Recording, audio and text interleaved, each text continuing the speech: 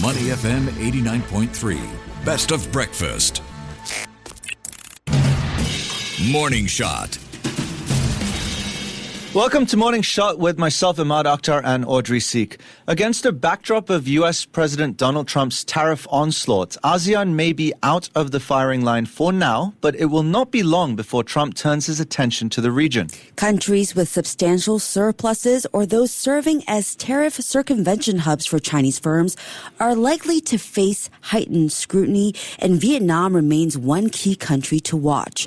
But what impact might ASEAN countries see given the interwoven nature of supply chains? For more insights, we're joined by Professor Lawrence Loh, Director of the Center for Governance and Sustainability at the NUS Business School. Lawrence, hope you're doing well. Welcome to The Breakfast Show. Hello, yes, Audrey, yes. Always great to speak with you, Lawrence. So let's start with the big picture. So we know that ASEAN members, except for Singapore, run merchandise trade surpluses with the U.S. But since President Trump's tariffs are focused on countries with trade surpluses, how exposed or vulnerable would you say ASEAN is to future scrutiny on the tariff front? Yes, I think definitely we will be vulnerable in ASEAN. In this tariff era, the only certainty is really uncertainty. And I think even if the tariff may be product specific or country specific, I think for Singapore, I think ASEAN can actually be lumped together, somewhat like the EU. In other words, we'll be guilt by association. I think this is something that we should be worried about. Lawrence, even though tariffs may not be imposed on certain countries, which parts of the supply chains do you think could potentially be affected? And which sectors do you think are most open to tariff threats, both in the medium and the long term? I think if you look at ASEAN countries, each of the members actually have supplies to some of the countries or regions that have been hit by tariff, for example, Canada or EU. So in other words, you can look at many industries ranging from manufacturing to even services. As long as you have components or commodities that actually be supplied to the affected countries or region, I think ASEAN will be hit. In fact, I think, in this supply chain world, everyone is a supplier to someone, so everyone can be hit. Yeah, but do you think, close trade ties between certain countries can act as a bit of a buffer against tariffs, or are these relationships not enough to shield them from the ripple effects? I think if you look at what's happening since the inauguration of President Trump, he doesn't respect heritage or history. In other words, you could be a friend, you could be a foe, you could be neighbors, you could be distant relatives. Everybody would be equally hit as long as there's a purpose for imposing the tariff. So I think that the good shield is actually, maintain a healthy trade balance. You don't fall to any side. Just keep doing what you do best. Maintain harmonious trade ties with the U.S.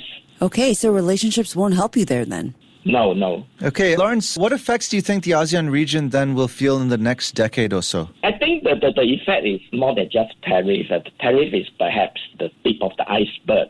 The broader worry is actually economic growth. And I think it is quite true that imposing a tariff in the growth system is less efficient. In other words, there's a downward push on economic growth. And at the same time, the double whammy is that you have inflation. In other words, when the things get more expensive, for example, in the domestic economy of the U.S., there's inflation, and then the policy response is always to increase the interest rate.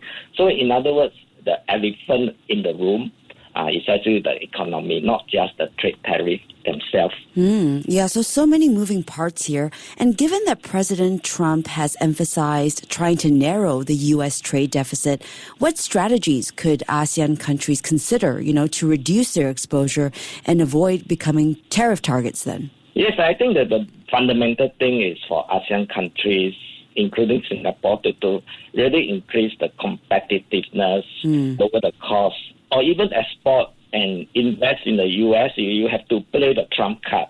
You have to play the game also on the U.S. side. In other words, we are not forsaking our strength and independence, it's maybe necessary to actually go to the lion's den, face the lion. Face the lion. Lawrence, I want to talk about a potential negative impact of tariffs, just staying with this for now. If U.S. tariffs, for instance, make it difficult for Chinese manufacturers to export to the U.S., they might divert their exports to ASEAN markets, which could potentially lead to oversupply and lower prices. So are we seeing potentially a trade diversion consequence as a result? Yes, I think definitely for ASEAN, it actually cuts both ways. Of course, will be a factor in terms of direct hits or even as part of the indirect supply chain. But on the other hand, as what you mentioned, goods may come here, there's a downward push on the prices. Consumers in ASEAN can benefit. And more than that, beyond just the relocation of supply, you can actually have relocation of investment here. There may be many players who do not want to actually locate in China because of the higher tariffs. They might actually move, which is what is happening now. They're moving consciously to parts of ASEAN, particularly Vietnam. So in other words, we have to see the thing on balance. There are good things and there are bad things. Not all is doom and gloom. We can actually blossom and bloom. So looking at things as a whole, how do you think U.S.-ASEAN trade relations will evolve under Trump's policies then? Could we see maybe a push towards more trade agreements or maybe a shift towards more protectionism or maybe somewhere in between? In this era, to begin with, ASEAN does not really have institutionalized trade pact with the U.S. as a whole. We do have it in individual countries. So I think going forward, each of the countries should, of course, act according to their interests, but more importantly, tap on the unity of ASEAN. Trump is actually a tough nut to crack. So probably it will take 10 pairs of hands to crack it, the whole ASEAN. Many pairs of hands, Lawrence. So based on what you've just said, could there potentially be an effort on the part of ASEAN countries to actively seek to diversify their trading partners beyond the US and China, should things not work out? Yes, I think definitely this is something that should be on the card, diversify, and to actually quote even the US, ASEAN itself should also de-risk the exposure. Play the US way.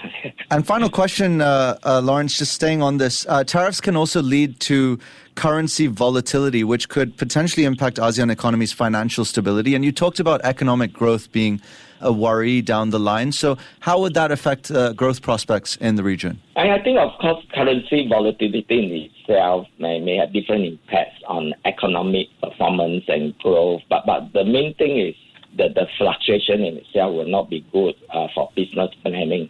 So in other words, I think we're going into this trade direction. I think it's very important that our policy remain very clear so that the businesses know how to react, because it's not just a country response. At the end of the whole equation, companies, individuals must know how to make their decisions in the short term, medium term, or even long term. Yeah, so clear policies are needed. And it's also clear that while ASEAN may not be in the direct line of fire just yet, the interconnected nature of global trade means the region isn't immune. Professor Loh, thank you so much for sharing your insights with us. It's always great having you on the show. Thank you so much. You're welcome. Thank you. That was Professor Lawrence Loh, Director of the Center for Governance and Sustainability at the NUS Business School. And you're listening to Money FM 89.3. To listen to more great interviews, download our podcasts at audio.sg or download the audio app. That's AWEDIO, audio at the App Store and Google Play.